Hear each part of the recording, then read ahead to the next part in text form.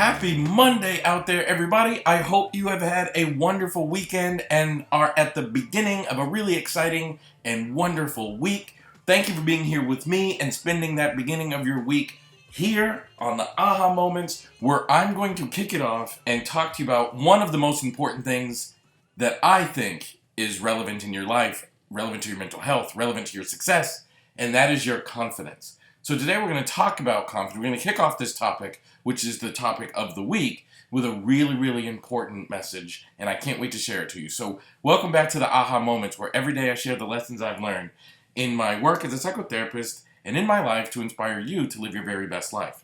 I first want to tell you why confidence is so important. Like when you're a child, I remember being a child and like an ant walked into my room as a, like a 5-year-old, and I was terrified of that ant. And I screamed and screamed and screamed. And my mom came into the room and sees me screaming and screaming and screaming and is like, "What's the problem?" And I said, "Look, there's this ant." And my mom picked up the ant and a napkin and walked out of the room. I mean, my mom wouldn't step on an ant. That's not who my mom is. But she moved the ant from my presence, thus making me feel safe, and I no longer had to scream. So that's at 5, because I didn't know I had the skills to deal with what is coming. Now at 45, an ant doesn't scare me because I have the confidence, I have the skills, I have the belief in myself to know that I can accomplish something. That kind of plays itself out throughout the life cycle. Like now at the age of 45, I have confidence that I can accomplish goals and I can deal with challenges because I've been through things. But boy, it wasn't always that way. Like I can remember being really, really depressed, low self-esteem, not believing in myself, very low confidence. So every single challenge and obstacle that came my way, I thought, I don't know how I'm going to manage this. I don't know how I'm going to get through this. I don't know how I'm going to get over this. But once you start to believe in yourself, once you start to build your confidence, then you know you can handle challenges that life throws at you. And we're all going to get challenges. And you know you can accomplish goals in your life. Probably the greatest thing you could know that would improve your mental health is that you are capable of doing hard things and surviving hard times. I say this all the time. All of you, everyone who is within earshot of my voice is undefeated against their hard days. You've gotten through every single one of them. You might be bruised, battered, and bloody, but you got through them. And when you start looking at yourself through the lens of, I have made it through every hard challenge posed to me, then you start realizing how truly special and amazing you are. The thing that I learned that completely changed my life and perspective is that confidence can be built. I wish we were all living in a situation where we were gifted confidence because our parents talked to us like we were the greatest thing since sliced bread. Our parents talked to us like you're the most handsome guy in the world, the most beautiful woman in the world, or whatever. But some of us didn't come from that background. In fact, some of us were in childhoods where we were actually told the exact opposite. And we were beaten down, we were bloodied, and we were kicked. The message was reinforced to us that you're actually not that great, not that special, not that awesome. But I want you to know that you can build your confidence, and the easiest way to do it is to look at evidence of your success. Look at evidence of your high skill. Look at evidence that you're truly great. Look at evidence that you have survived, gotten through, thrived somehow. Find that evidence where your skill showed up even when you didn't think it would. I remember being in college and I wasn't doing great. I didn't have a ton of money and I couldn't afford books. I was getting C's at the time. And I felt like a failure. I felt like a loser. Everybody else in college is talking about being, magna cum laude and going to graduate school. And I'm just getting C's. And then one day it hit me. I thought, you know what? I'm getting C's and I can't even afford to buy the books. I'm having to go to the library and just kind of study the topics. And everybody else is like being able to study. And I thought if I could somehow level the playing field. So I worked really hard to see if I could borrow people's books, and I hung around with people that I knew had the money to get books, and I would look over their shoulder. And before I knew it, I was competing on the same level as these other students, even though I had these disadvantages. I think it's so important to look at yourself as if you are succeeding. Look at yourself as if you are thriving. Look at yourself through the lens of, maybe I'm better than I give myself credit for, because once you notice that, once you attend to that, once that becomes real, that's when life truly changes. So my challenge for you is I want you to look back and give yourself credit for every success, even if the success is, I endured a really difficult time. That's how you build your confidence. That's how you start changing your life. That's how you win. Thank you for being here. I love you guys so much for spending this Monday with me. Please, please, please help me spread the word of this podcast by sharing it on your social media platforms or with at least one person that you think could benefit from hearing this message today.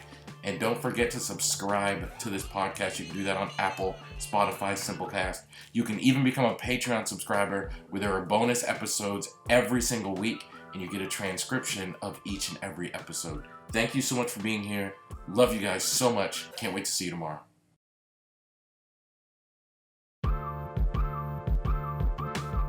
Today I want to tell you the number one thing that you need to do to build your confidence. I want to give you examples from my own life and things I'm going through right now that help me be confident in new experiences, in new challenges, and overcoming new obstacles and to achieve new things. That's what today's episode is about. So welcome back to the Aha Moments, where every day I share the life lessons I've learned in my work as a psychotherapist and in my life to inspire you to live your very best life. Of course, I'm your host, Elliott Connie. And I want you to really, confidence is such a game-changing skill because it's what allows you to be successful and get through really, really difficult things. And I want to talk to you about what I'm going through in my life now, what I have been going through in the past year, and how, just being confident allows me to do these things. So, and I've shared this publicly before. I can't go into too much detail now, but I can share publicly that I'm working on a TV project and have been for about 7-8 months, something like that. And it's a whole new experience for me. When I go out to Los Angeles, I have a lot of filming to do. I have a lot of interview kind of stuff to do. And I have a lot of, I find myself meeting people in environments that are completely foreign to me. So how do I do it? So when I started going out to LA and working with a production team and recording content for my TV show, it's a whole nother experience. There are people, there's 7-8 people in the room with me while I'm recording and they're giving me prompts, and it's just different than anything I've ever done before. But I remind myself of the similarities. I remind myself that I've done things like this before. I've talked to cameras before. I've talked to audiences before. I've communicated my message before. I've gotten my point across before. I think about the things that I've done successfully, and I remind myself that if I've overcome challenges in the past, then I'm likely to be able to overcome current challenges. That, to me, is the most game-changing thing you could ever remember about you. If I have succeeded in the past, then that means I'm capable of succeeding in the future. The greatest example of this is Michael Jordan. A lot of people don't know this, but Michael Jordan was a very superstitious person. And Michael Jordan was someone who, underneath his basketball shorts when he played professional basketball, he used to wear his college shorts. Because when he was a freshman in college, he hit the game-winning shot that won the University of North Carolina, the team he was playing on. It won them the national title. Why did he do that? Because he wanted to remember his past successes. He wanted his past successes to be a part of him so that it would remind him going forward that he was capable of succeeding. And I do that exact same thing. When I'm in Los Angeles and I've got a whole team around me recording, I've got a whole team around me making the film session what it is, and I've got a makeup person and I've got a sound person and all these things, I remind myself, I have made videos before. I have made successful videos before. I have gotten my point across on videos before. I've done this. This might be different on a different scale in the same way that playing college basketball is different than playing professional basketball, but I can remind myself that I can do it. And there's a confidence in doing that. I think so often we make ourselves anxious by paying attention to the differences.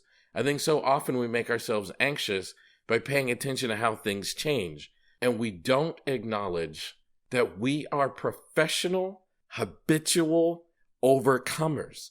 If you are listening to my voice, that really means you've gotten through all the difficult things that have been in your way from when you started to where you are. That's just true. You've overcome everything so far. But we don't always give ourselves credit for it. And in fact, when you become the kind of person that starts to give yourself credit for it, people criticize you for being arrogant and overconfident and all those things. But the truth is, that's just healthy. It's just healthy to remember that I'm capable of overcoming anything because I have. I'm 45 years old and I've survived everything that has come my way. Now, I'm not perfect, but man, that is a very important thing to remember about myself. That is a powerful message. That is a real important thing for me to remember, that I have overcome it all. Everything thrown my way, I've made it through it. And I want you to remember that too. So get in the habit of looking at your past successes to help you inform the way that you could overcome challenges you're going to face in the future. And it will inform the way you can overcome things. It will inform the way that you can pursue your life's goals and missions. That's the habit I want you to create. Love you guys so much. Thank you for being here. Please help me reach more people. Share this podcast on your social media platforms, or with at least one person that you think could benefit from hearing this message today. And don't forget to be a subscriber. You can subscribe anywhere you enjoy listening to podcasts: Apple, Simplecast, Spotify, wherever it is you enjoy listening to podcasts. You can even become a Patreon subscriber where you'll get bonus episodes each and every week, as well as transcriptions from each and every episode. Love you guys so much. Can't wait to see you tomorrow.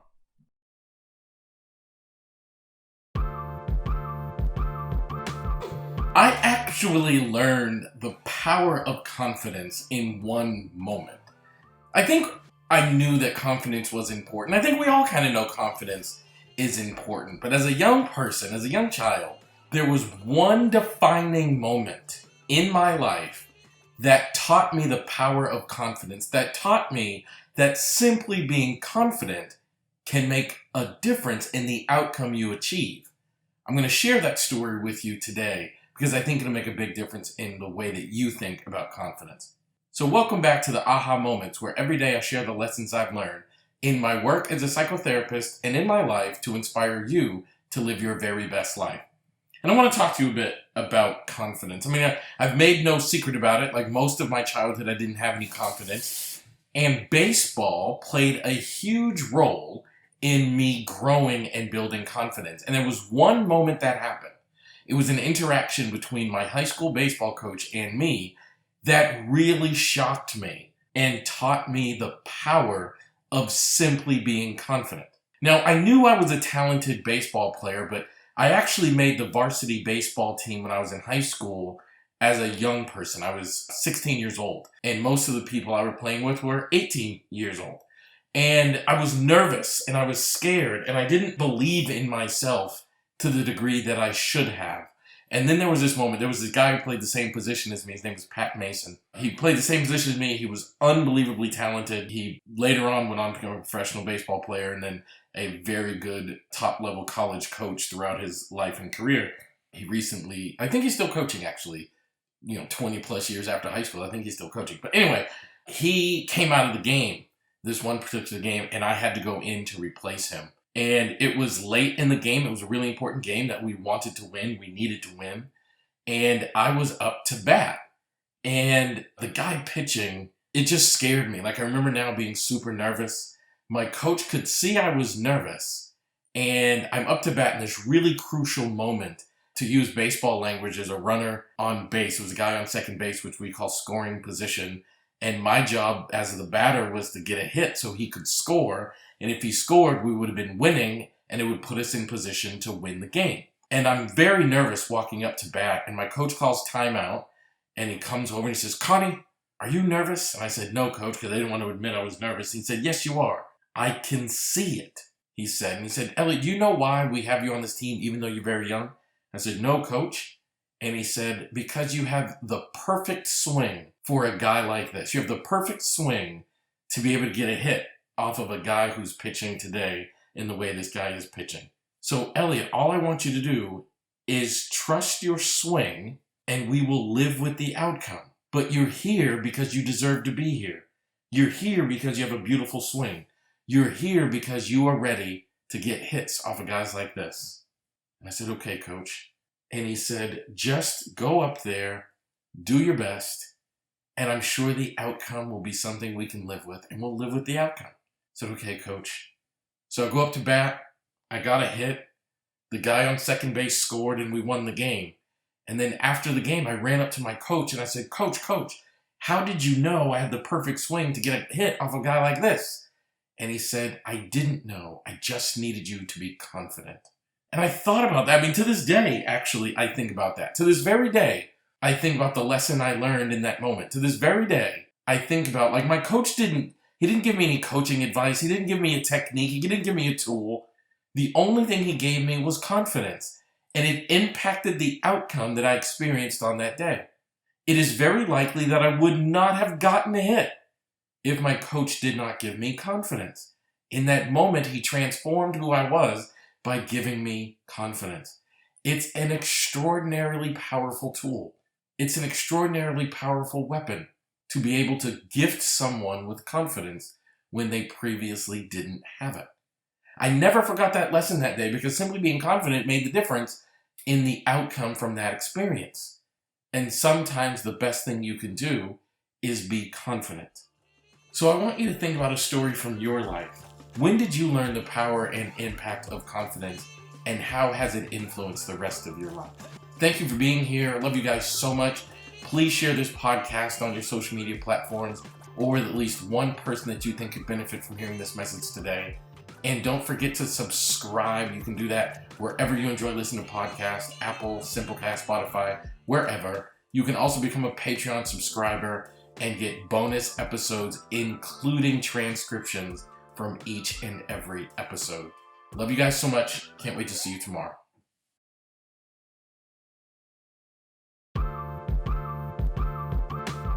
A lot of my professional career, I talk to people that have self-confidence issues or confidence issues in general, or they lack the confidence to accomplish a goal or overcome a problem like an addiction or something like that. So today I want to talk to you about how do you deal with it when you have low confidence or you don't believe in yourself or your ability to overcome something or to achieve something. I'm going to talk to you about something that I witnessed and something that helps me to work with clients and work with people and talk to people to help them increase their confidence. Remember, I think having confidence is the game changer. Having confidence is a life-changing attribute to build, and today I'm going to talk to you about exactly how to do that. So welcome back to the aha moments, where every day I share the lessons I've learned in my work as a psychotherapist and in my life to inspire you to live your very best life. Now look, confidence is a game-changing attribute. You have to have it. You need it. So what do you do if you have to build it? Well, the easiest way to build your confidence is to get in the habit of looking in your history, looking in your past, and seeing how you have overcome challenging things. Seeing how you have done great things, seeing how you have made positive things happen in your life amongst challenges while there were difficulties. And I want to share a story with you on how I saw this happen in a really remarkable and touching way. When I first got into this field, actually even before I got into this field, I was an undergrad wrapping up my bachelor's degree. The very first job I had in this field, I worked at a halfway house.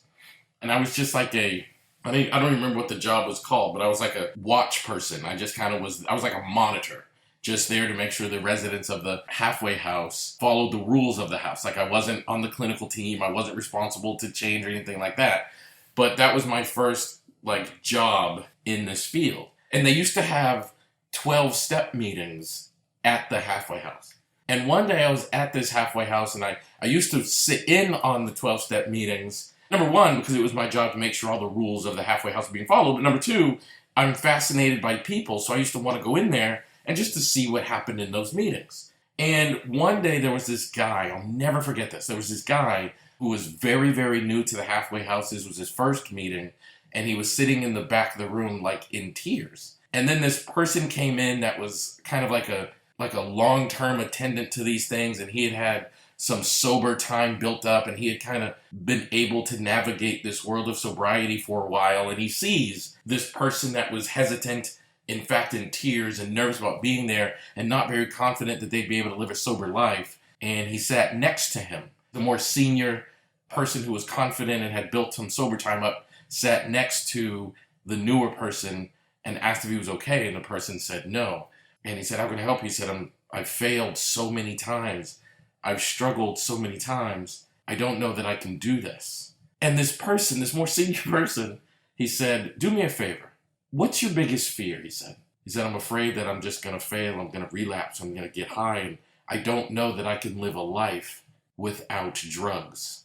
And he said, "Do me a favor. I want you to look at your watch." He was wearing a watch. He said, "I want you to look at your watch." And he said, "I want you to stare at your watch for 3 minutes. And the guy said, "Okay." And he looked down at his watch and he stared at it for 3 minutes. And he looked up and he said, "Can you do that again? Can you stare at your watch for another 3 minutes? Like, don't look away, don't look anywhere else, just look at your watch for 3 minutes." And the guy looked at his watch for another 3 minutes. And he looked up and he said, "Can you do that one more time? Like, can you look at your watch for 3 more minutes? Just look at your watch." And he looked at his watch for 3 minutes and he said, "You just proved to yourself that you can go 9 minutes without using drugs." And the guy, you could kind of watch him. To some people that might not seem like a big moment, but to him, you could watch. He experienced that as a big moment. He experienced that as like, oh my goodness, I just proved to myself that I can do something other than drugs for 9 minutes. And the thing is, if you can do something other than drugs for 9 minutes, that means you can do something other than drugs for 9 hours, 9 days, 9 months, 9 years, boom. And now you have the confidence that you can keep this going. But it takes an ability to look at your life and review your successes, even if they're small, kind of 9-minute successes. Because once you get the ability to look at your life through the lens of what I've accomplished, then you have the ability to look at your life in a very, very different way and build confidence and know that you can overcome hard things. So that's what I want you guys to do. I want you to begin to train your brain to look at the past successes of your life and just sit for a moment and just think, what have I accomplished? Is it big, huge things or little, tiny things? But I want you to review your life for your past successes and just sit in a moment of recognizing I've done some pretty remarkable things. Thank you so much for being here. I love you guys so much for taking the time to listen to this podcast. Please help me spread the word of this podcast by sharing it on your social media platforms or with at least one person that you think could benefit from hearing this message today. And don't forget to become a subscriber. You can do that at Apple, Spotify, Simplecast, wherever it is you enjoy listening to podcasts. You can even become a Patreon subscriber where you get bonus episodes and transcriptions from each and every episode. Love you guys. See you tomorrow.